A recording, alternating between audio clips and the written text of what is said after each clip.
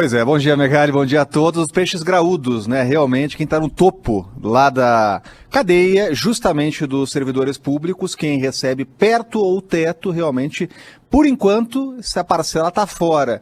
Deveria estar na reforma, Megali? Claro, deveriam, inclusive, dar o exemplo, né? O exemplo que deveria partir de cima, dos parlamentares, dos magistrados, deveria ali ter um acerto entre os três poderes, até porque tem uma questão jurídica que é importante aí, né? O executivo não pode mudar lá regras de membros do judiciário, do legislativo, teria vício de origem, a possibilidade de cair numa aprovação, primeiro que seria inviável ali politicamente, né? Agora, a possibilidade de cair, se aprovada uma proposta que mexesse lá em outros poderes, teria esse problema jurídico no caminho, né? Agora, Megali, a gente tem que avaliar o seguinte, né? A política é a arte do possível.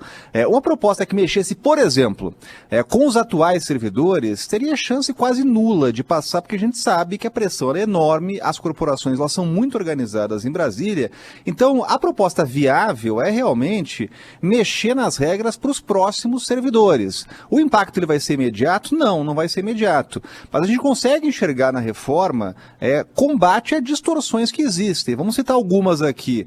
Servidores que têm mais de 30 dias de férias. Qual é o trabalhador hoje que tem mais de 30 dias de férias? Então a proposta acaba com essa lógica, pelo menos no executivo. No judiciário continua existindo. Hoje o magistrado tem 60 dias de férias e vende 20.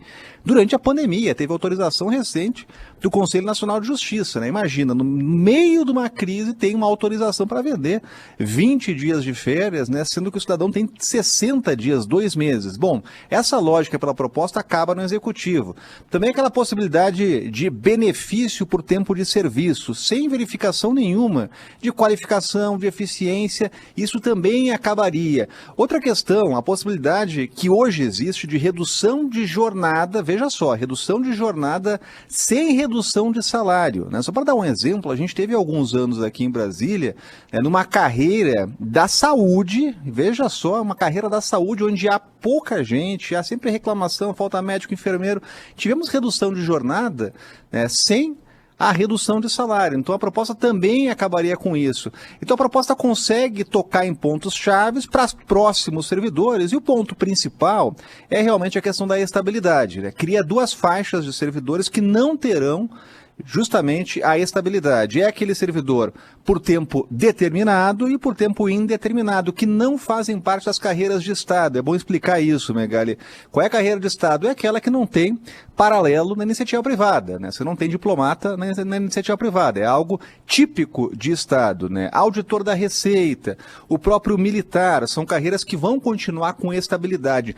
Era possível, era necessário avançar com alguns benefícios, inclusive para essas carreiras, claro, alguns benefícios, né, como incorporação de gratificação, que vai acabar, outras questões aí importantes, né, para carreiras de Estado também é fundamental discutir, né? Agora, realmente, há distorções que permanecem mesmo com a aprovação da reforma. A gente sempre cita uma aqui, que é a história do teto, né? Quem está no topo do funcionalismo recebe, além de um alto salário, benefícios penduricalhos, né? Auxílio moradia, auxílio paletó, verba de representação, são vários auxílios, auxílio creche, auxílio babá, são vários auxílios que são, na verdade, eles funcionam como artifícios ali para aumentar salário. Então, se você não consegue aumentar salário porque é muito difícil e impopular, ainda mais momento de crise, você cria um benefício. E aí você vai calculando isso no salário e bate o teto. Agora, a questão é que a reforma ela foi apresentada, então isso realmente tem que registrar, porque finalmente o Congresso vai discutir um assunto que é tão importante, que é a reestruturação aí do tamanho do Estado, né? É aquilo, é o possível a fazer nesse momento. Agora, algumas questões vão ser alteradas, não tem muita chance de passar, como, por exemplo, um poder maior para o presidente da República para a extinção de autarquias, fundações. A gente pode citar aqui IBAMA, né, ICMBio, o presidente, pela proposta, ele teria autonomia para extinguir, fazer mudanças, alterações, sem a análise, sem a aprovação do Congresso. Isso é muito difícil passar. A gente sabe que uma proposta como essa chega de um jeito no Congresso, mas vai ter alterações para ser aprovada. Orengo, ainda falando rapidinho sobre a reforma, né? Ela, como você estava falando, ela se apresentou de maneira fatiada, né? São 3 fases, pelo menos. Alguns assuntos mais delicados ficam para próximas fases, inclusive, né? Então foram poupadas algumas questões, até para evitar discussões mais longas, mas a discussão, a gente valoriza que o fato de um primeiro passo ter sido dado, mas a discussão ainda vai ser longa, né? O caminho vai ser longo da reforma administrativa nos próximos meses. E também é importante que a gente lembre que, nesse momento, não gera uma economia, porque não atinge os servidores atuais, como a gente já previa antes, né? É só para o futuro, realmente, viu, Sheila? Seria necessário, realmente, uma reestruturação imediata, urgente do Estado, né? Agora, realmente, do ponto de vista político, isso não era possível. Ninguém imagina, aqui politicamente no Congresso Nacional, com a força das corporações, que os chamados direitos adquiridos, que muitas vezes são privilégios adquiridos, seriam alterados, né? Então, realmente é para o futuro. Agora, é um passo importante. Você estava... Uma questão que é a do trâmite, que é fundamental agora. Primeiro a gente tem a PEC, que é uma proposta de emenda constitucional. Depois teremos questões infraconstitucionais, projetos de lei, até para especificar quais são as categorias que vão ser atingidas. Vai começar um jogo aí de pressão, né? Muita gente querendo ficar de fora das mudanças. Agora, eu falava ontem com o líder do governo na Câmara, ele que está fazendo essa articulação, ele está otimista, achando que vai conseguir aprovar aí na Câmara, no Senado, ainda neste ano. É realmente uma previsão bem otimista, porque a gente está na véspera de uma eleição municipal, a gente sabe que isso contamina a pauta do Congresso, o Congresso costuma paralisar, ter uma espécie de recesso durante o período eleitoral, e estamos na véspera aí da, inclusive, mudança de gestão nas mesas diretoras da Câmara e do Senado, né? Então, essa é uma avaliação que precisa ser feita. Agora, tem uma outra questão aí que cabe analisar também na reforma administrativa, é principalmente o exemplo, que tem que partir de cima, né? O parlamentar que vai legislar sobre o assunto, ele teria que cortar na carne, né? Se algumas outras e várias categorias vão ter alterações, por que não o próprio deputado, o senador,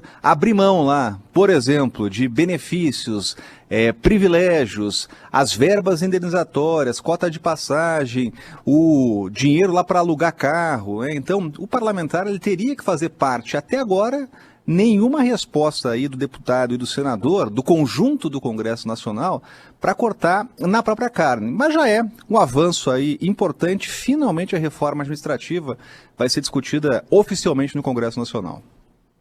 Valeu. Rodrigo Orengo vai continuar a postos acompanhando os próximos passos dessa reforma administrativa. Volta ao longo do dia, também nos próximos dias. Bom fim de semana para você. Boa sexta. Bom Orengo, fim de semana, valeu. Eu queria perguntar sobre o cardápio de hoje, mas o pessoal não deixou, tá, Orengo? Porque é surpresa, né? Surpresa. Não, deixa pra lá. A gente tava passeando aqui no Instagram do Orengo. Filé à poivre, como é que fala? Poivre. Poivre. Polvo com molho, redução de vinho, essas coisas que você só ouve falar. Então tá bom. Na segunda-feira tem, hein? A Cozinha Maravilhosa de Rodrigo Orengo. Mas é só na segunda. Valeu, Orengo. Até mais, Orengo. Valeu. Até mais.